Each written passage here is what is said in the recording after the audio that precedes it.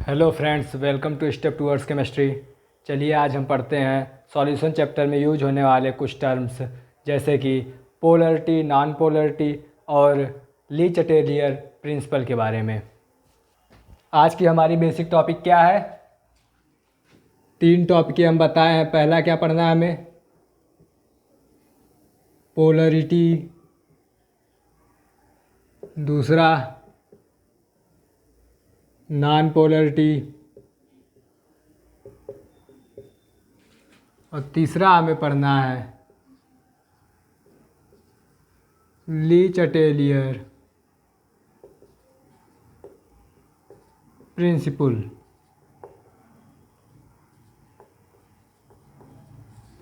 आज हम इन तीनों टॉपिकों को पढ़ेंगे,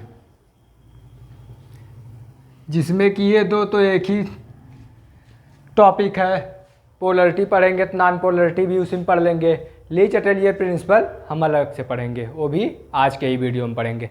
चलिए अपनी पहली टॉपिक स्टार्ट करते हैं, पोलरिटी।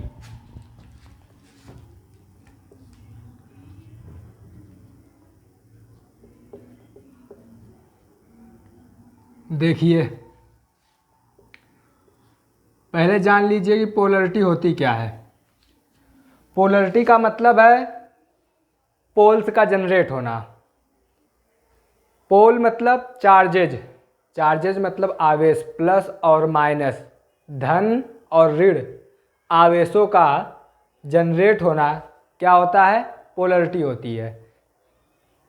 पोलरिटी का मतलब हम क्या बताए हैं कि पोलरिटी का मतलब होता है दो पोल्स का जनरेट होना। दो पोल्स में एक पोल अपना क्या होगा? पॉजिटिव होगा, एक पोल अपना क्या होगा? नेगेटिव होगा। जहाँ कहीं पर भी ये दो पोल्स यानी ये दो चार्जेज पॉजिटिव और नेगेटिव जनरेट होंगे, वहाँ पर क्या हो जाएगी? पोलरिटी हो जाएगी। अब हम पढ़ क्या रहे हैं? सॉल्यूशन पढ़ रहे हैं। सॉल्यूशन एक केमिस्ट्री का टॉपिक है। तो जब केमिस्ट्री का टॉपिक पढ़ रहे हैं तो यहाँ पर हमें क्या मिलेगा? केमिकल ग्रुप मिलेंगे, केमिकल फार्मूले मिलेंगे। तो उन केमिकल ग्रुप्स या फिर केमिकल फार्मूला या फिर उन केमिकल्स में अगर पॉजिटिव और नेगेटिव, धनात्मक और ऋणात्मक आवेश पोल्स जनरेट हो रहे हैं तो हमारा कैसा हो जाएगा?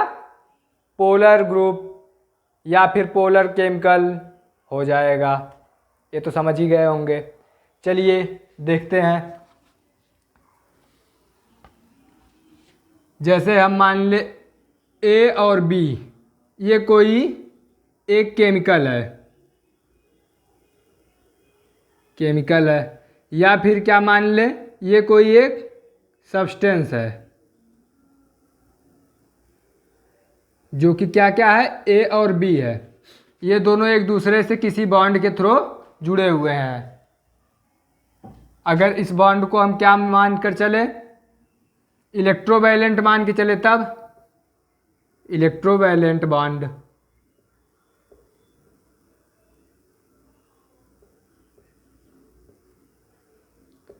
अगर हम जानते हैं कि कोई बॉन्ड जो बना हुआ है अगर वो इलेक्ट्रोवैलेंट है तो उसका सीधा सीधा मतलब है कि वो दोनों जो आपके एटम्स एक दूसरे से जुड़े हुए हैं वो किससे जुड़े होंगे? पॉजिटिव और निगेटिव आवेशों के थ्रू, यानी पॉजिटिव और निगेटिव पोल्स के थ्रू जुड़े होंगे। कैसे?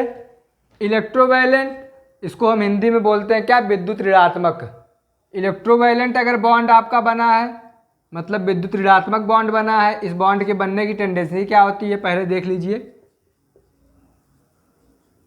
इलेक्ट्रोवैलेंट बॉन्ड एक होता है, एक आपका कौन सा बॉन्ड होता है? कोवैलेंट बॉन्ड होता है। तो इलेक्ट्रोवैलेंट बॉन्ड की अगर आप कहानी सुने, अगर हम इलेक्ट्रोवैलेंट बॉन्ड मतलब Eb, कोवैलेंट को हम Cb लेकर चल रहे हैं।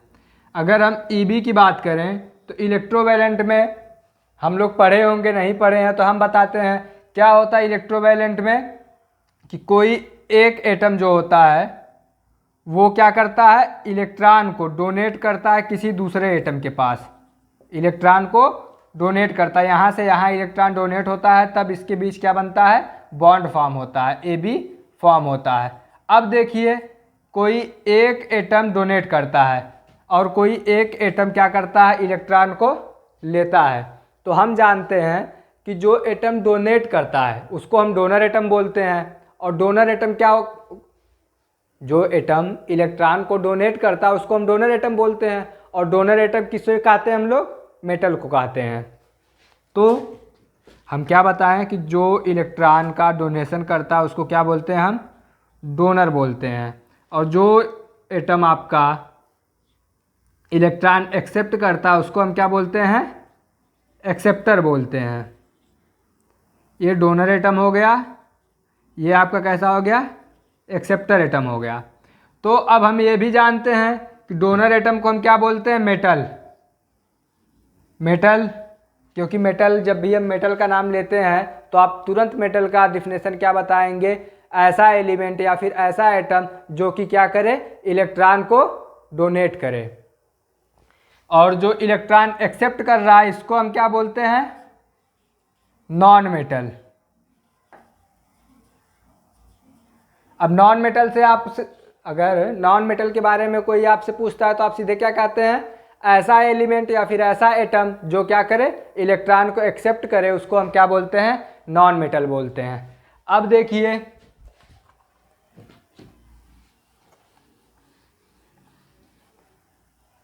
देखिए, मेटल और क्या हो गया आपका, नॉन मेटल हो गया।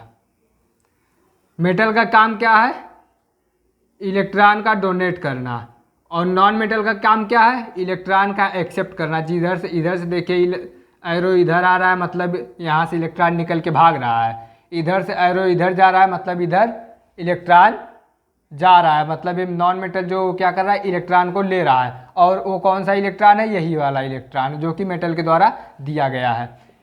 ये जब ऐसा फेनोमिना होता है या फिर ऐसा होता है कि मेटल दे रहा है, नॉन मेटल ले रहा है, तो इस समय जो बनने वाला बॉन्ड होता है उसको हम क्या बोलते हैं, इलेक्ट्रोवैलेंट बॉन्ड बोलते हैं।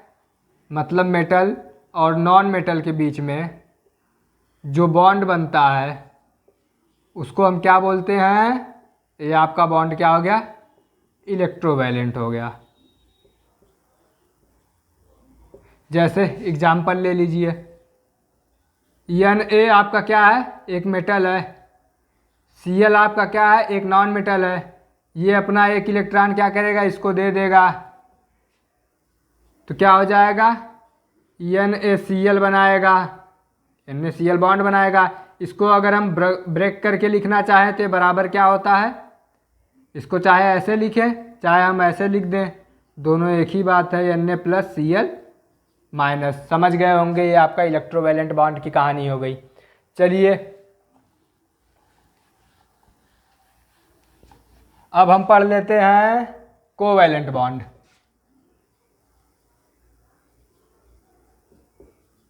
देखिए कोवैलेंट बॉन्ड के बारे में, कोवैलेंट बॉन्ड में हम क्या जानते हैं कि कोवैलेंट बॉन्ड कब फॉर्म होता है, जब इलेक्ट्रॉन्स की क्या होती है, शेयरिंग होती है।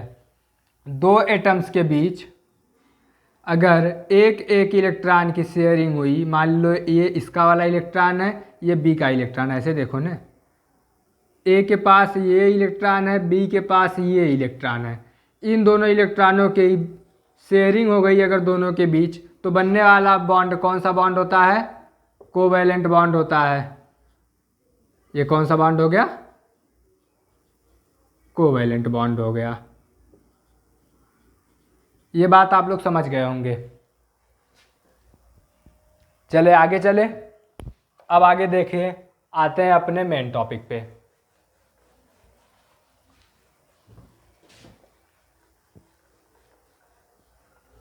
देखिए हमारी मेन टॉपिक थी क्या, पोलरिटी। पोलरिटी के बारे में पहले आप जान लीजिए कि इसका मतलब क्या होता है।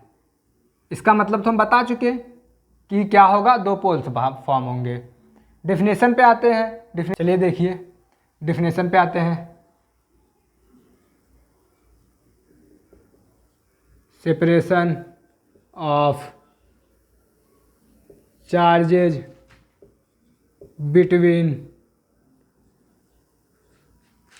Two atoms in A molecule.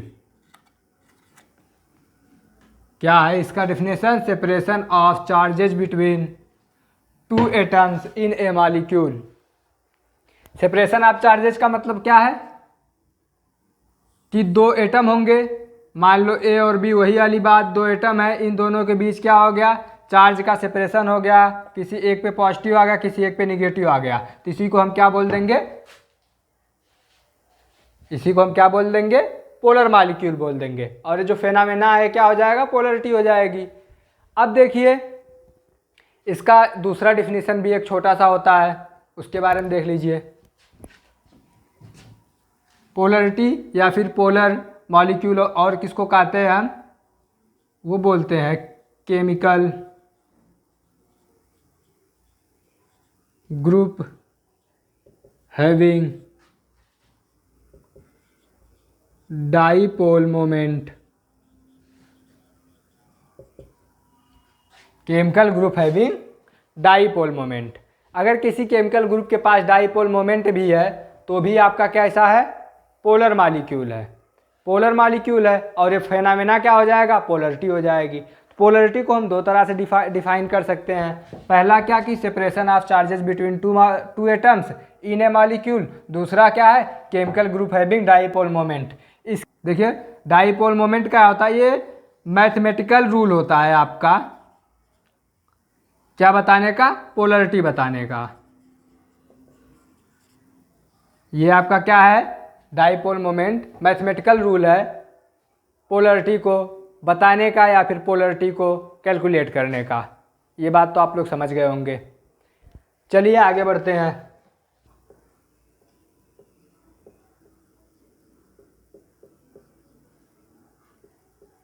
देखिए पोलरिटी में हम लोग बात किसकी कर रहे हैं? चार्जेस की कर रहे हैं। चार्जेस मतलब प्लस और माइनस चार्ज की हम बात कर रहे हैं पोलरिटी में। तो जब चार्जेस की बात कर रहे हैं तो चलिए आइए पहले चार्जेस के बारे में जान लेते हैं। तो अगर हम चार्ज की बात करें, पोलरिटी में हम किसकी बात कर रहे हैं? चार्जेज की बात कर रहे हैं। चार्जेज मतलब क्या? पॉजिटिव और निगेटिव। अगर चार्जेस की बात करें तो चार्जेस कितने तरह के होते हैं? दो तरह के होते हैं। एक आपका होता है रियल चार्ज, जो कि डायरेक्ट आपका प्लस एंड माइनस से डिनोट किया जाता है। दूसरा आपका क्या होता है? पार्शियल चार्ज, जिसको हम del plus and del minus से डिनोट करते हैं। अब देखिए रियल चार्ज का क्या मतलब है। अब रियल चार्ज का वही मतलब है जो हम पीछे बताते आए हैं कि जो आपका इलेक्ट्रोवायलेंट बॉन्ड बनता है, मतलब मेटल और नॉन मेटल के बीच जो आपका बॉन्ड बनता है, उसमें बनने वाला जो चार्ज होता है वो कैसा चार्ज होता है? रियल चार्ज होता है। क्या हम बताए हैं कि जो इलेक्ट्रोवायलेंट बॉन्ड होंगे, इलेक्ट्रोवायलेंट जो बॉन्ड होंगे वो क्या देंगे? आपके रियल चार्ज देंगे। तो इलेक्ट्रोवायलेंट बॉन्ड गिव रियल चार्ज। जैसे एग्जाम्पल देख लीजिए, हम क्या बताए मेटल और नॉन मेटल के बारे में। तो मेटल आपका Na है प्लस Cl है। Na क्या करता है? अपना एक इलेक्ट्रॉन देता है किसको? Cl को देता है। तो जो देने वाला है, देने वाला हमेशा क्या हो जाएगा? पॉजिटिव हो जाएगा, और जो लेने वाला है वो क्या हो जाएगा? निगेटिव हो जाएगा। इलेक्ट्रोवैलेंट बॉन्ड की यही कहानी है जो कि हम पीछे बताकर आप लोगों को आए हैं। अब देखिए यहाँ पर तो हमें क्या मिल गए? रियल चार्जेस मिल गए डायरेक्ट, प्लस और माइनस। Na का ले लिए, Mg का ले लीजिए, Mg प्लस Cl। ये आपका क्या बनाता है? Mg आपका कितना इलेक्ट्रॉन देता है? 2 इलेक्ट्रॉन देता है। Mg कितना इलेक्ट्रॉन देता है? 2 इलेक्ट्रॉन देता है। तो Cl कितने होने चाहिए 2 इलेक्ट्रॉन को लेने के लिए? 2 Cl होने चाहिए। तो 2 Cl होगा तो क्या बना देगा आपका? MgCl2 बनाएगा। जब आप इसको ब्रेक करेंगे तो क्या हो जाएगा? Mg प्लस 2Cl, ये Cl जो है वो लेने वाला नेगेटिव हो जाएगा, देने वाला आपका पॉजिटिव हो गया। रियल चार्ज, रियल चार्ज मतलब इलेक्ट्रोवैलेंट बॉन्ड आपको जहाँ जहाँ पर मिलेंगे वहाँ पर आप क्या देखेंगे, सीधा सीधा रियल चार्ज देख लेंगे। आइए पार्शियल चार्जेज में देखते हैं। पार्शियल चार्ज हमें कहाँ देखना पड़ता है, जहाँ पर हमारा कोवैलेंट बॉन्ड होता है। Covalent bond so partial charges. अब देखिए कोवैलेंट बॉन्ड जो होते हैं आपके वो क्या शो करते हैं, पार्शियल चार्जेस शो करते हैं। Covalent bond shows partial charges, ये बता दिए। लेकिन यहाँ पर हम क्या देखेंगे कि not every covalent bond show del charges, मतलब पार्शियल चार्जेज। डेल का मतलब पार्शियल चार्जेज, मतलब जब सभी नहीं शो करेंगे तो मतलब कुछ ही होंगे जो शो करेंगे। अब कौन से शो करेंगे, वो कोवैलेंट बॉन्ड शो करेंगे जहां पर आपका क्या प्रेजेंट होगा, इलेक्ट्रोनेगेटिव एटम प्रेजेंट होगा। Electronegative atom. अब बात कर लिए हम लोग किसकी, इलेक्ट्रोनेगेटिव एटम की। मतलब अब अगला टॉपिक हमारा हम क्या पढ़ेंगे, इलेक्ट्रोनेगेटिविटी, इसी में पढ़ेंगे। चलिए इलेक्ट्रोनेगेटिविटी की बात करते हैं। रियल चार्जेज आपका खत्म हो गया, पार्शियल चार्जेज में हम लोग पढ़ने जा रहे हैं किसके बारे में, इलेक्ट्रोनेगेटिविटी के बारे में। चलिए बात करते हैं किसकी, इलेक्ट्रोनेगेटिविटी। अब हम बात करेंगे किसकी, इलेक्ट्रोनेगेटिविटी की। इलेक्ट्रोनेगेटिविटी के बारे में जान लीजिए क्या होता है।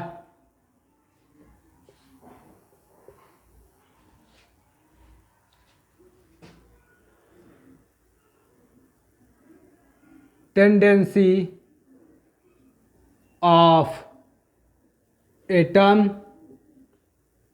और ग्रुप्स टू अट्रैक्ट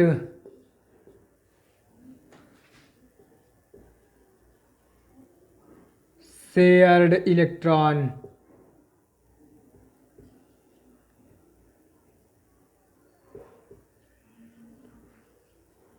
टूवर्ड्स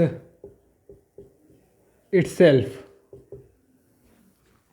हम क्या बताएं इसमें इलेक्ट्रोनेगेटिविटी में कि टेंडेंसी ऑफ एटम और groups to attract shared electron towards itself.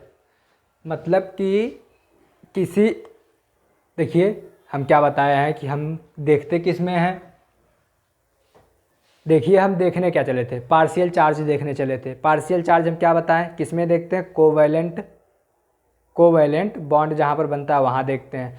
Covalent bond में हम क्या बताएं कि सभी के सभी कोवैलेंट बॉन्ड आपके पार्शियल चार्ज नहीं शो करते हैं, सिर्फ वही शो करते हैं जहाँ पर आपके कैसे एटम प्रेजेंट हो, इलेक्ट्रोनेगेटिव एटम प्रेजेंट हो। मतलब कि अब हम चलेंगे किसके बारे में बात करने, इलेक्ट्रोनेगेटिव एटम के बारे में बात करने या फिर इलेक्ट्रोनेगेटिव ग्रुप के बारे में बात करने। तो अब हम यहाँ पर इलेक्ट्रोनेगेटिविटी में क्या देखते हैं कि टेंडेंसी ऑफ एटम, यानी कि एटम या फिर ग्रुप की वो क्षमता, वो वाली क्षमता जिसके द्वारा वो क्या करते हैं, जो कोवैलेंट बॉन्ड बनाते समय इलेक्ट्रॉन को शेयर किए थे उसको क्या करते हैं, अपने तरफ खींच करके रखते हैं। जब अपने तरफ खींच करके रखेंगे तो क्या होगा उसके बारे में देखिए मान लीजिए दो एटम है ए और बी, ए बी दो एटम है, इन दोनों के बीच कौन सा बॉन्ड बना है, कोवैलेंट बॉन्ड बना। कौन सा बॉन्ड बना, कोवैलेंट बॉन्ड बना। तो कोवैलेंट बॉन्ड में हम क्या बताएं कि ये क्या करता है, ये इलेक्ट्रॉनों का शेयर करता है। मतलब ये इलेक्ट्रॉन, ये दोनों के जो गोला बन रहा है, ये गोला देखिए एक बार पूरे के पूरे दोनों इलेक्ट्रॉनों को इधर की तरफ लेकर जा रहा है, ये वाला गोला अपने तरफ लेकर जा रहा है। तो हम क्या बताएं कि कोवैलेंट बॉन्ड जो होता है वो क्या शो करता है कि जो आपके इलेक्ट्रॉन्स होते हैं वो दोनों में शेयर होते हैं। देखिए ना इसका पूरा है ना इसका पूरा है, दोनों के बीच में आकर के है, तो कोवैलेंट बॉन्ड फॉर्म हुआ। लेकिन जब इलेक्ट्रोनेगेटिव एटम हो, मान लो बी अब आपका क्या हो गया, बी अब आपका क्या हो गया, इलेक्ट्रोनेगेटिव, ई आपका इलेक्ट्रोनेगेटिव एटम हो गया। जब बी इलेक्ट्रोनेगेटिव एटम हो गया तो अब इसकी टेंडेंसी हो गई, क्षमता आ गई, इसके पास पावर आ गई क्या करने की, जो ये शेयर पेयर इलेक्ट्रॉन है, जो शेयर इलेक्ट्रॉन इसको क्या करने की, अपने तरफ खींचने की, अट्रैक्ट करने की अपने तरफ। अब देखिए जब अपने तरफ अट्रैक्ट करेगा तो क्या होगा, ए यहाँ बी है, अब ये जो बीच में था वो कहीं यहाँ आ जाएगा। अब देखिए ये वाला गोला तो ये होगा, इसका वाला गोला ये बन जाएगा। नीचे आइए, अब देखिए क्या हो गया, ये आपका ये कहीं अगर ऐसे बॉन्ड के थ्रू शो करें तो अब इलेक्ट्रॉन कहाँ आ गया, अब इलेक्ट्रॉन दोनों इलेक्ट्रॉन यहाँ बी के पास आ गए। अब बताइए यहाँ कुछ ऐसा नहीं दिख रहा है कि ए जो है वो अपना इलेक्ट्रॉन बी को थोड़ा थोड़ा दे रहा है, पूरा नहीं दिया है, मेटल की तरह पूरा नहीं दिया है तो इसके पास भी देखिए अभी भी शेयर किया, लेकिन ये नहीं दिख रहा है थोड़ा थोड़ा बी को दे रहा है। जब थोड़ा थोड़ा बी को दे रहा है तो देने वाला हमेशा क्या हो जाएगा, पॉजिटिव हो जाएगा। पूरा नहीं दिया इसीलिए डेल्टा शो करता है पार्शियल को, पार्शियल पॉजिटिव। ये पूरा नहीं ले रहा है इसीलिए पार्शियल निगेटिव हो जाएगा। इलेक्ट्रोनिगेटिविटी का भी कॉन्सेप्ट आपका यहाँ पर ख़त्म हो गया, जो कि शो कर रहा था पार्शियल चार्जेस को। समझ गए। अब देखिए हम ये बताते हैं कि कौन कौन से एटम्स होते हैं जो आपके क्या शो करते हैं, इलेक्ट्रोनिगेटिविटी शो करते हैं, उसके बारे में भी जान लीजिए। तो आप याद कर लीजिए, देखिए इलेक्ट्रोनिगेटिविटी हुआ या फिर ये जो पोलर हुआ, नॉन पोलर हुआ, ये सब हम जब इसका मेन टॉपिक इसी का टॉपिक आएगा तो इसके बारे में बहुत ही ब्रॉड में हम डिस्कशन करेंगे। लेकिन यहाँ पर हम बहुत छोटा सा पॉइंट ऑफ व्यू लेकर अपना चल रहे हैं, क्योंकि हम लोगों को पढ़ना है क्या, सॉल्यूशन। अब देखिए हम क्या बात कर लें कि एलिमेंट सोज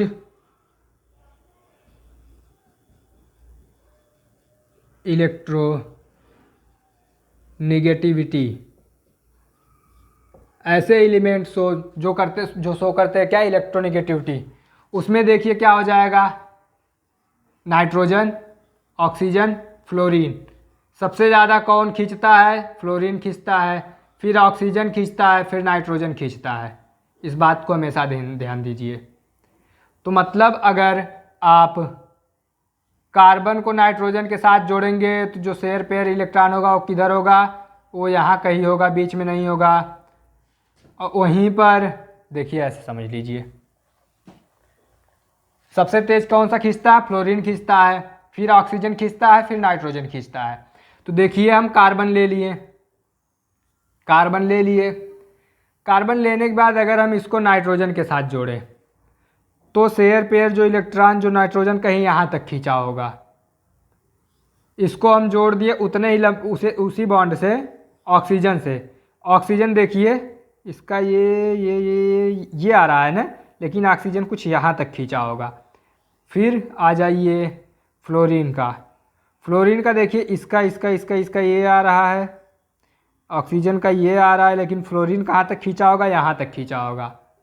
delta positive, delta negative, delta positive, delta negative, delta positive, delta negative. अब आपसे पूछ ले कि सबसे ज़्यादा डेल्टा निगेटिव किसके पास होगा, तो आप क्या कहेंगे, फ्लोरीन के पास होगा, क्योंकि सबसे ज़्यादा फ्लोरीन खींचा है शेयर पेयर इलेक्ट्रॉन को।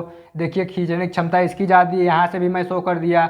ये जो शेयर पेयर इलेक्ट्रॉन थे, जो ये दो इलेक्ट्रॉन मिल करके बॉन्ड बनाए थे, वो ये यहाँ तक खींचा था। ऑक्सीजन साहेब आए, वो शेयर पेयर इलेक्ट्रॉन को कहाँ तक खींच लिए, अपने बहुत और करीब खींच लिए।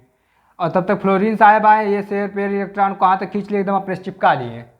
तो मतलब ये सबसे ज़्यादा आपको पार्शियल चार्जेस कहाँ देखने को मिलेंगे, वो फ्लोरीन वाले केस में देखने को मिलेंगे।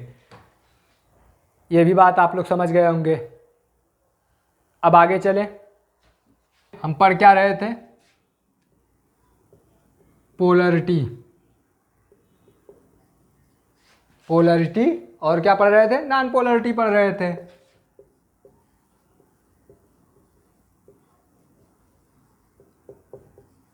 पोलरिटी में हम क्या बताएं? पॉजिटिव और निगेटिव का फॉर्म होना चाहिए। अब ये पॉजिटिव निगेटिव चाहे रियल फॉर्म हो, रियल पॉजिटिव निगेटिव चाहे फॉर्म हो, चाहे आपका कैसा हो, पार्शियल फॉर्म हो, delta positive delta negative form हो, ये दोनों के दोनों आपके कैसे हो जाएंगे? ये दोनों के दोनों आपके कैसे हो जाएंगे? पोलर हो जाएंगे। जब पोलर मॉलिक्यूल होंगे, या पोलर मॉलिक्यूल लिख लीजिए, पोलर मॉलिक्यूल। जब पोलर मॉलिक्यूल है तो फेनामिना आपका क्या हो जाएगा? पोलरिटी हो जाएगा। समझ गए ना? मतलब जहाँ पर रियल और पार्शियल चार्जेज आपके फॉर्म होंगे वहाँ पर क्या आ जाएगा? आपका पोलरिटी आ जाएगा। और नॉन पोलरिटी में क्या हो जाएगा? नो एनी सेपरेशन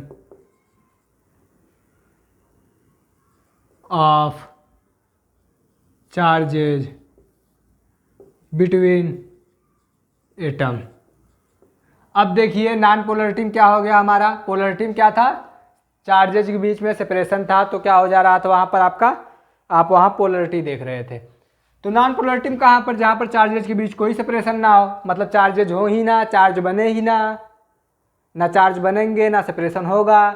तो अब बताइए बॉन्ड कितने तरह के पढ़ रहे थे हम लोग? एक इलेक्ट्रोवैलेंट पढ़ रहे थे, दूसरा आपका कोवैलेंट पढ़ रहे थे। एक आपका ई भी इलेक्ट्रोवैलेंट, दूसरा आप सी भी कोवैलेंट बॉन्ड पढ़े। जब इलेक्ट्रोवैलेंट पढ़े तो यहाँ पर आप बताएं कि हमेशा कौन सा क्या बनता है? आपका पॉजिटिव निगेटिव बनता ही है। यहाँ पर क्या बताएं? यहाँ पर जब कोवैलेंट बने तो यहाँ पर दो केस आई। एक केस में जहाँ पर आपका पार्शियल इलेक्ट्रोनिगेटिव, जहाँ पर आपका इलेक्ट्रोनिगेटिव एटम जुड़ रहा था, वहाँ पर पार्शियल आपका पॉजिटिव पार्शियल निगेटिव बन रहा था। लेकिन हम बताएं कि ज़रूरी नहीं है कि सब के सब आपके सी भी मतलब कोवैलेंट बॉन्ड जो है वो पार्शियल पॉजिटिव और पार्शियल निगेटिव बनाए। मतलब यहाँ पर अब वो वाले आ जाएंगे जो कि क्या होंगे? नॉन पोलर होंगे, नॉन पोलर मॉलिक्यूल। मतलब यहाँ पर जो आपके एटम्स होंगे, जो एटम होंगे जिनके बीच आपका बॉन्ड फॉर्म हुआ होगा, ये दोनों के दोनों में से कोई भी एटम आपका क्या नहीं होगा? इलेक्ट्रोनिगेटिव नहीं होगा। कोई भी एटम आपका इलेक्ट्रोनिगेटिव नहीं होगा। ना इलेक्ट्रोनिगेटिव होगा, ना उसके पास वो क्षमता होगी कि शेयर किए गए जो शेयर इलेक्ट्रॉन उसको अपने तरफ खींचे। मतलब ये वाला जो आपका बॉन्ड है उसमें जो आपके रहेंगे इलेक्ट्रॉन वो बीच में ही रहेंगे। मतलब इसको आप बीच में बता सकते हैं, या फिर क्या बता सकते हैं? ये ए हो गया, ये इसका इलेक्ट्रॉन है, इसका इलेक्ट्रॉन, ये बी का, ये आपका हमेशा बीच में ही रहेगा। तो ये आपका कैसा हो गया? नॉन पोलर हो गया। तो नॉन पोलर में देखिए, मान लीजिए जैसे आपका क्या हो गया? CH3 इन दोनों के बीच में जो बॉन्ड बनता है, बॉन्ड नोटेशन पे आप आएंगे तो क्या आएंगे? CH3 bond. अगर आप बॉन्ड नोटेशन में आए तो यही आए ना। अब बताइए कार्बन और कार्बन दोनों एक ही एटम है। दोनों जब एक ही एटम है तो दोनों की जो इलेक्ट्रोनिगेटिविटी होगी वो सेम होगी। जब सेम होगी तो जो आपका शेयर पेयर इलेक्ट्रॉन होगा वो हमेशा बीच में होगा। मतलब ये कैसा हो जाएगा? नॉन पोलर हो जाएगा। अब देखिए आप लोग अपने फेवरेट वाले पे आ जाइए, बेंजीन पे आ जाइए। बेंजीन कैसा होता है? ऐसा होता है। इसमें भी सब के सब जो आपके हैं एटम वो क्या है? कार्बन ही है। देखिए छहों के छहों कार्बन ही है। जब छहों के छहों कार्बन ही है तो इन दोनों के बीच, जब छहों के छहों कार्बन ही है तो जो आपका शेयर पेयर इलेक्ट्रॉन होगा वो हमेशा कहाँ होगा? बीच में होगा।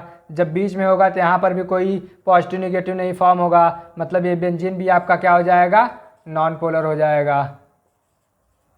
समझ गए होंगे पोलर और नॉन पोलर में अंतर, और पोलरिटी और नॉन पोलरिटी। मॉलिक्यूल आपका पोलर और नॉन पोलर होता है, और जो फेनामेना होता है वो आपकी पोलरिटी और नॉन पोलरिटी होती है। बस इतना ही इसकी कहानी थी। चलिए आगे चलते हैं। अब दूसरा हम क्या पढ़ेंगे? ली चटेलियर पढ़ेंगे। ली चटेलियर्स प्रिंसिपल। ली चटेलियर प्रिंसिपल में हम किसके बारे में? एक टर्म इसमें यूज होता है इक्विलिब्रियम।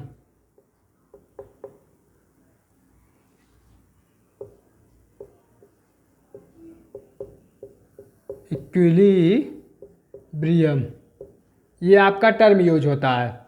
पहले तो इस टर्म के बारे में जान लेते हैं, फिर चलेंगे ली चटेलियर प्रिंसिपल की तरफ। पहले हम किसके बारे में जान लेते हैं? इक्विलिब्रियम के बारे में जान लेते हैं। चलिए,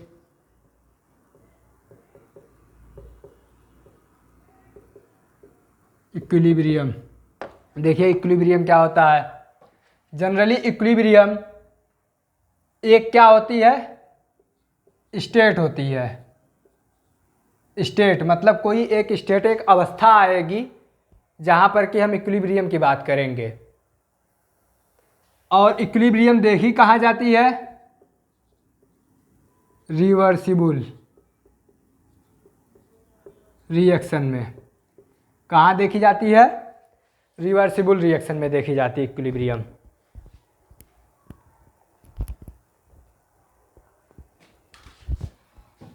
देखिए हम क्या बताए हैं, ली चटेलियर प्रिंसिपल पढ़ने से पहले एक टर्म के बारे में हम जानेंगे जो क्या है? इक्विलिब्रियम है।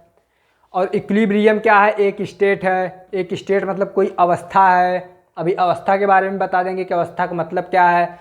और देखते इसको किस में है? हम रिवर्सिबल रिएक्शन में देखते हैं। मतलब इक्विलिब्रियम हमेशा कहाँ पाई जाएगी? जहाँ पर आपका रिएक्शन कैसा होगा? रिवर्सिबल होगा। अब रिवर्सिबल रिएक्शन के बारे में सुन लीजिए। रिएक्शन दो तरह के होते हैं। एक आपका होता है रिवर्सिबल, एक होता है आपका इररिवर्सिबल। देखिए, रिवर्सिबल रिएक्शन का मतलब होता है ऐसा रिएक्शन रिवर्स, जो कि आगे की तरफ, मान लीजिए रिएक्शन है, कोई चीज़ बन रही है, ए से बी बन रही है, ए से बी की तरफ बन रही है। तो आपका मान लीजिए ए से बी बना और बी से ए बन रहा है। रिवर्स का मतलब अब बी से ए भी बन सके तो आपका क्या हो जाएगा? रिवर्सिबल रिएक्शन हो जाएगा। मतलब हम क्या बताएं, ए से बी मान लीजिए आपका बन रहा है। अब क्या हुआ? ये रिएक्शन चला, रिएक्शन हुआ, ए जो है वो बी में बदल गया। अब ये रिवर्स भी हो सकता है, ये रिवर्स हो सकता है, तो मतलब बी से ए में भी बदल सकता है। लेकिन इरिवर्सिबल का क्या मतलब है? इरिवर्सिबल रिएक्शन का क्या मतलब है? इसका मतलब ये है कि ए से सिर्फ बी में बनेगा। ये एरो है, ये एरो में जो ये वाला है, ये तीर के निशान अगर दोनों आप शो कर रहे हैं और एक ही शो कर रहे हैं तीर, तो ये आपका क्या होता है? शो करता है कि जो रिएक्शन वो सिर्फ ए से बी बना रहा है। ए से बी की तरफ बनता जा रहा है, एक समय आएगा ए ख़त्म हो जाएगा। लेकिन रिवर्सिबल में क्या है? ए से बी भी बन रहा है और बी से ए भी बन रहा है। तो रिवर्सिबल रिएक्शन के बारे में आप लोग समझ गए होंगे। चलिए अब देखिए हम क्या बताएं, इक्विलिब्रियम आपकी क्या है? एक स्टेट है और एक इसमें पाई जाती है, रिवर्सिबल रिएक्शन में पाई जाती है। तो रिवर्सिबल रिएक्शन का क्या मतलब है? ए से बी का बनना।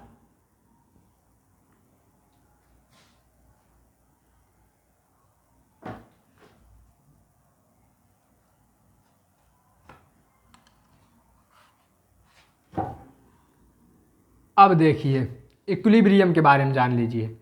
अब इक्विलिब्रियम आपका क्या बोलता है? इक्विलिब्रियम आपका इस रिएक्शन के बारे में क्या बोलता है? रिवर्सिबल रिएक्शन के बारे में कि द स्टेट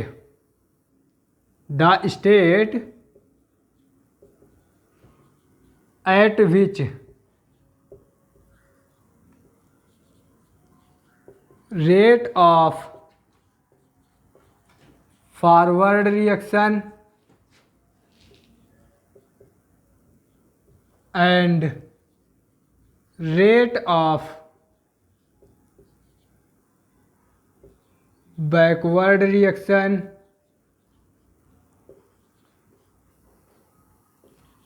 become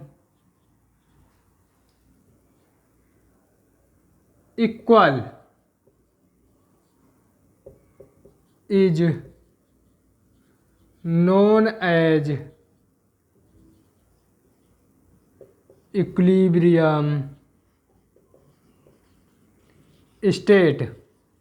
हम पहले ही आपको बता दिए थे इक्विलिब्रियम क्या है, एक स्टेट है। तो इक्विलिब्रियम आपको क्या बता रहा है कि वह स्टेट जहाँ पर रेट ऑफ फॉरवर्ड रिएक्शन और रेट ऑफ बैकवर्ड रिएक्शन जो होता है वो क्या होता है, इक्वल हो जाता है। रेट ऑफ फॉरवर्ड रिएक्शन को हम मान लो RAF से डिनोट कर दिए, RAF इक्वल टू RB। अब ये आप सोचेंगे कि रेट ऑफ फॉरवर्ड रिएक्शन और रेट ऑफ बैकवर्ड रिएक्शन क्या आ गया, तो उसके बारे में जान लीजिए क्या हो गया।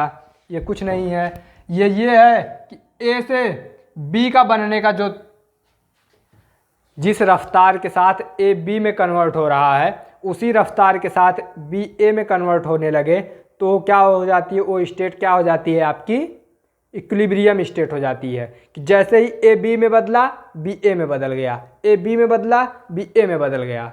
समझ गए होंगे। वही आपका होता है रेट। रेट क्या होता है, रेट होता है रफ्तार, तेज, किस रफ्तार के साथ A आपका B में बदल रहा है। जिस रफ्तार के साथ A आपका B में बदला उसी रफ्तार के साथ आपका B जो है A में बदल गया। तो जो ये स्टेट आएगी जिस समय ऐसा फिनोमेना हो रहा है कि A और B दोनों के बदलने का, एक दूसरे में बदलने का जो रफ्तार है वो सेम हो गया हो, इक्वल हो गया हो, तो उसे हम क्या बोल देंगे, उस स्टेट को हम क्या बोल देंगे, इक्विलिब्रियम स्टेट बोल देंगे। ये भी आप लोग समझ गए होंगे। तो इस स्टेट को हम क्या बोल देंगे, इक्विलिब्रियम स्टेट बोल देंगे। समझ गए। चलिए आगे चलते हैं। इसका एक एग्जाम्पल ले लेते हैं, अगर ऐसे नहीं समझ रहे हैं तो। मान लीजिए H2O है H2O। यहाँ H2O आपका क्या है, यहाँ H2O आपका है लिक्विड फॉर्म में। यहाँ H2O किस फॉर्म में है, वेपर फॉर्म में है। वेपर फॉर्म में समझ रहे हैं ना, वाष्प की अवस्था में। H2O को हम गर्म किए, वो वाष्प में बदल गया।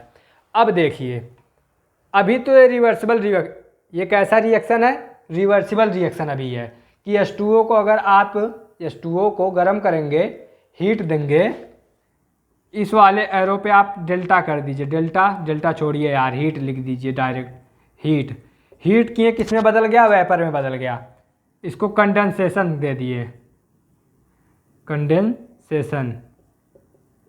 कंडेंसेशन का मतलब होता है क्या करना, फ्रीज करना। मतलब अब हम इसको क्या कर दिए, ठंडा कर दिए तो लिक्विड में बदल गया। अब देखिए, अभी तक तो ये रिवर्सिबल रिएक्शन था। रिवर्सिबल रिएक्शन का मतलब H2O लिक्विड H2O वेपर में बदल रहा था, H2O वेपर H2O लिक्विड में बदल रहा था।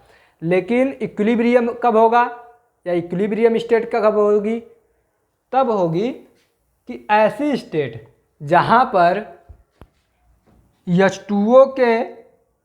H2O लिक्विड के बदलने की स्पीड, या फिर H2O लिक्विड के बदलने का रेट और H2O वेपर का बदलने का रेट, मतलब H2O लिक्विड का H2O वेपर में बदलने का रेट और H2O वेपर का H2O लिक्विड में बदलने का जो रेट है, रेट मतलब वही रफ्तार, रेट मतलब रफ्तार, ये दोनों जब क्या हो जाए, इक्वल हो जाए, तब आप मान लीजिए कि वो कौन सा स्टेट आ गया, इक्विलिब्रियम स्टेट आ गया। समझ गए होंगे इक्विलिब्रियम स्टेट। अब कि आप गर्म कर रहे हैं, ठंडा भी साथ में कर रहे हैं। अब एक स्टेट ऐसा आया कि एक स्टेट ऐसा आपका आ गया कि जो आपका लिक्विड है वो जितनी तेज़ी के साथ वेपर में बदल रहा है, वेपर उतनी तेज़ी के साथ लिक्विड में बदल जा रहा है। जितनी तेज़ी के साथ वेपर बदला लिक्विड में, उतनी तेज़ी के साथ लिक्विड बदल गया वेपर में। समझ गए होंगे। तो ये जब रेट दोनों के, मतलब ये आपका इधर देखिए, इधर की तरफ जा रहा है, आगे की तरफ जा रहा है, तो रेट आपका क्या हो जाएगा, फॉरवर्ड हो जाएगा। इधर देखिए पीछे की तरफ जा रहा है, इधर से पीछे की तरफ जा रहा है, रेट क्या हो जाएगा, बैकवर्ड हो जाएगा। तो RF इक्वल टू RB यहाँ से पता चल गया होगा। इसको हम क्या बोल देंगे, इक्विलिब्रियम स्टेट बोल देंगे। समझ गए होंगे। इक्विलिब्रियम एक स्टेट है, वो एक रिवर्सिबल रिएक्शन में पाई जाती है, और उसके ये पूरी कहानी है। कहानी आप लोग समझ गए होंगे। चलते हैं आगे ली चटेरियर प्रिंसिपल पे। Position of equilibrium always shifted that side where stress reliefs। ये तो पहली चीज हो गई ली चटेलियर प्रिंसिपल में। दूसरी यहां पर क्या होती है, when any change done at system। दो केसेस हो गई, क्या क्या कि जब आपका कोई चेंज सिस्टम पे किया जाएगा तो पोजीशन ऑफ इक्विलिब्रियम जो होगा वो हमेशा किस साइड आपका शिफ्ट होगा, जिधर आपका स्ट्रेस रिलीफ हो। इसमें देखिए होता क्या है, मान लीजिए मैं हूं, अभी मैं बीच में खड़ा हूं हैं, और मैं ऐसे ऐसे ऐसे ऐसे ऐसे ऐसे हिल रहा हूं। मेरे दोनों तरफ जाने का जो रेट है वो अभी बराबर है। अब मुझे कोई एक थप्पड़ इधर से खींच के मारे, इधर से एक थप्पड़ खींच के मारे तो मैं किधर की तरफ जाऊंगा, इधर चला जाऊंगा, इधर ज़्यादा चला जाऊंगा। अब क्या होगा, इधर से थप्पड़ मारा, मैं ऐसे ऐसे चलने लगा। अब बताइए जब मैं ऐसे ऐसे चलने लगा तो मेरा जो इक्विलिब्रियम है अब किसके बीच हो गया, यहाँ से यहाँ के बीच होने लगा, क्योंकि इधर से थप्पड़ मार दिया तो मैं यहाँ से ऐसे ऐसे वाइब्रेट करने लगा। समझ गए होंगे हम क्या बताए हैं, equilibrium always shifted that side where stress relief. जब मुझे इधर से थप्पड़ मारा, थप्पड़ मारने का मतलब स्ट्रेस यहाँ जोड़ दिया गया, स्ट्रेस रिलीफ।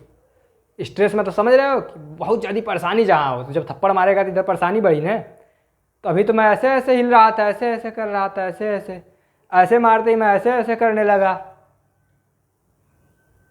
तो इक्विलिब्रियम किधर शिफ्ट हो गई, इधर, जिधर स्ट्रेस नहीं है, इधर कोई दबाव नहीं है ना। तो वही सेम चीज़ यहाँ पर है। कब होगी ये, when change done at system. मैं सिस्टम हूँ, मैं ऐसे ऐसे कर रहा था, अभी मेरे ऊपर कोई चेंज नहीं किया गया, थप्पड़ मारते ही मेरे ऊपर चेंज किया गया ना, तब मैं ऐसे ऐसे करने लगा। इक्विलिब्रियम का मतलब समझ गए होंगे आप लोग। अब जैसे इक्विलिब्रियम का ली चटेलियर प्रिंसिपल का मतलब ही समझ गए होंगे आप लोग। अब जैसे ए से बी में चेंज हुआ, अभी इक्विलिब्रियम चल रहा है। जैसे मान लो ये आपका कितना मोल था, 2 मोल था, ये 2 मोल से इसमें कन्वर्ट हुआ। कन्वर्ट होने के बाद क्या हुआ, ये 1 मोल हो गया, बी भी आपका 1 मोल हो गया। अब बताइए, अब इस स्टेट में हम मानते हैं कि ये क्या हो गया, ये आपका इक्विलिब्रियम स्टेट हो गया। अब बताइए इन दोनों के मोल में कोई चेंज आएगा, नहीं आएगा। क्यों नहीं आएगा उसके बारे में देखिए। जैसे ही ए अब बी में चेंज होगा तुरंत बी ए में चेंज हो जाएगा, जैसे ही ए बी में चेंज होगा तुरंत बी ए में चेंज हो जाएगा। होगा कि नहीं होगा जी, होगा, ऐसे ही होगा ना। तो एक मोल है तो 1 ही मोल रह जाएगा, क्योंकि जैसे ही इसमें चेंज हो जा रहा है बी तुरंत ए में चेंज हो जा रहा है। तो ये आपका कौन सा स्टेट हो गया, इक्विलिब्रियम स्टेट हो गया। अब हम क्या किए, अब देखिए दूसरी कंडीशन अप्लाई कर रहे हैं, कोई चेंज कर रहा है इस सिस्टम पे। इस सिस्टम पे चेंज क्या किए, 1 मोल था ये, अभी ये इक्विलिब्रियम पे था, अब हम इसका 1 मोल और बढ़ा दिए, 1 मोल और बढ़ा दिए तो क्या हो गया, ये हो गया आपका कितना पूरा 2 मोल हो गया।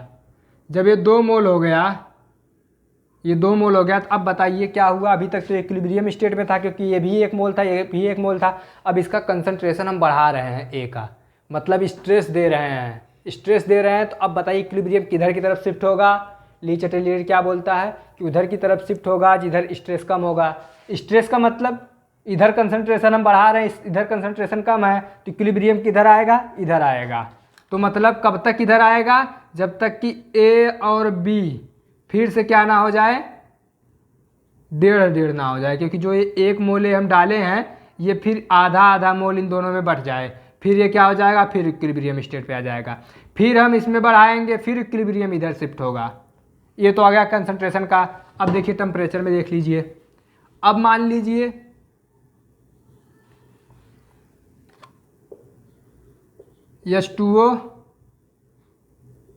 H2O लिक्विड वेपर, क्या किए हम, हीट दे रहे थे, कंडेंस कर रहे थे। अब बताइए क्या हुआ, हम टेम्परेचर बढ़ाना स्टार्ट किए H2O लिक्विड का। H2O लिक्विड का टेम्परेचर बढ़ाएं मतलब स्ट्रेस दिए हैं। स्ट्रेस का मतलब सीधा समझिए आप लोग कि जब भी हम किसी भी चीज़ को ज़्यादा कर रहे हैं, मान लीजिए भीड़ है, H2O लिक्विड है, इसका हम टेम्परेचर बढ़ा रहे हैं, तो मतलब जब टेम्परेचर बढ़ा रहे हैं तो इसको टेम्परेचर मिल रहा है, ये स्ट्रेस हो रहा है, तनाव में हो रहा है बहुत ज़्यादा। तनाव का मतलब ये परेशान होकर के एकदम, ये परेशान होकर किस में जाने लगेगा, तुरंत वेपर में जाने लगेगा, वेपर में कन्वर्ट होगा। तब बताइए जहाँ पर H2O और H2O दोनों का जो RF था, रेट RF और RB था, इक्वल था, मतलब जब ये किसमें था, इक्विलिब्रियम स्टेट में था, मतलब RF इक्वल टू RB था। लेकिन जैसे ही हम टेम्परेचर बढ़ाएं, क्या हो गया, RF हो गया, जो रेट ऑफ फॉरवर्ड रिएक्शन हो गया, वो तुरंत किससे ज़्यादा हो जाएगा, RB से ज़्यादा हो जाएगा, मतलब रेट ऑफ फॉरवर्ड रिएक्शन ज़्यादा हो जाएगा। मतलब H2O जो लिक्विड है वो आपका वेपर की तरफ ज़्यादा कन्वर्ट होगा, ज़्यादा कन्वर्ट होगा, ज़्यादा कन्वर्ट होगा। कब तक कन्वर्ट होगा, तब तक जब तक कि फिर से H2O लिक्विड और H2O वेपर LV ये दोनों फिर से किस में ना आ जाए, RF इक्वल टू RB में ना आ जाए। अब हमेशा तो टेम्परेचर हम बढ़ाते नहीं रहेंगे, किसी समय स्ट्रेस को कम करेंगे, टेम्परेचर बढ़ाना कम कर दिए। अब वेपर में वो जा रहा था, वेपर में जा रहा था, टेम्परेचर हम बढ़ाना कम कर दिए। अब फिर वो क्या करेगा, फिर आएगा उसी स्टेट में कि जो आपका H2O लिक्विड था वो जितनी तेज़ी के साथ वेपर में कन्वर्ट हो रहा था, उतनी ही तेज़ी के साथ H2O वेपर जो है वो लिक्विड में कन्वर्ट होने लगेगा। क्या हो जाएगा, इक्विलिब्रियम स्टेट आ जाएगा। लेकिन हुआ क्या, स्ट्रेस इधर बढ़ाएं, इक्विलिब्रियम किधर शिफ्ट हुआ, जिधर इसको कम स्ट्रेस मिला, कम टेम्परेचर मिला। टेम्परेचर बढ़ाएं तो कम टेम्परेचर की तरफ। तो अब सीधा सीधा समझ लीजिए, ली चटेलियर क्या बताए हैं कि अगर हम वॉल्यूम A और B है, अगर हम वॉल्यूम बढ़ा रहे हैं, वॉल्यूम बढ़ा रहे हैं तो किधर की तरफ जाएगा, इक्विलिब्रियम, इक्विलिब्रियम हमेशा जाएगा लेस वॉल्यूम की तरफ। कंसंट्रेशन बढ़ा रहे हैं, किधर की तरफ जाएगा, लेस कंसंट्रेशन की तरफ जाएगा। अब टेम्परेचर बढ़ा रहे हैं, किधर की तरफ जाएगा, लेस टेम्परेचर की तरफ जाएगा। यही आपका क्या बताता है, ली चटेलियर बताता है।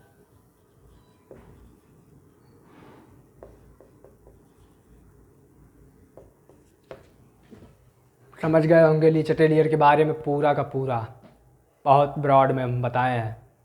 अब कंफ्यूज होने की कोई बात नहीं है, इसके जगह पे कुछ भी आ जाए, कोई भी टर्म आ जाए, कंसंट्रेशन टेम्परेचर डेंसिटी बढ़ा दिए तो किधर की तरफ जाएगा, जिधर कम डेंसिटी होगी, हमेशा स्ट्रेस रिलीफ करने की तरफ। अगर ये वीडियो पसंद आई हो तो लाइक करिए, शेयर करिए, सब्सक्राइब करिए और कमेंट तो ज़रूर करिए, कमेंट आप लोग करते ही नहीं हैं। धन्यवाद।